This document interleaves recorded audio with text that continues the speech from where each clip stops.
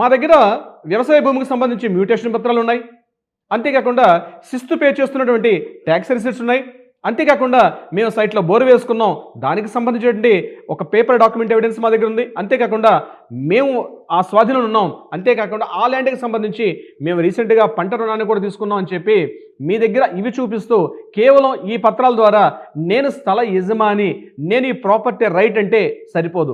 రీసెంట్గా మన ఆంధ్రప్రదేశ్ హైకోర్టు ఇచ్చినటువంటి తాజా తీర్పులో ఈ విషయాన్ని మాత్రమే చెప్పడం జరిగింది.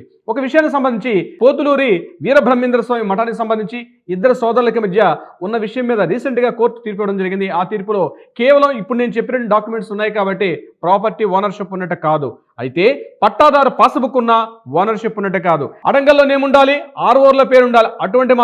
అటువంటి యాజమాన్యపు ప్రాపర్టీ ఓనర్షిప్ సేల్ డీడ్ ఒకటి ఉంటేనే ఆ ప్రాపర్టీకి మీరు ఓనర్ తప్పించి ఇప్పుడు నేను చెప్పిన డాక్యుమెంట్స్ ఉన్నాయి కాబట్టి నేను ఈ ప్రాపర్టీకి ఓనర్ అంటే ఎట్టి పరిస్థితుల్లో ససై మీరా అని చెప్పి ఆంధ్రప్రదేశ్ హైకోర్టు రీసెంట్గా ఇచ్చిన తీర్పు ద్వారా తెలుస్తుంది. దీనికి సంబంధించి మీకు ఏదైనా సలహా సూచనలు కావాలంటే కింద స్క్రోల్ అవుతున్న నెంబర్ని కాంటాక్ట్ చేయండి.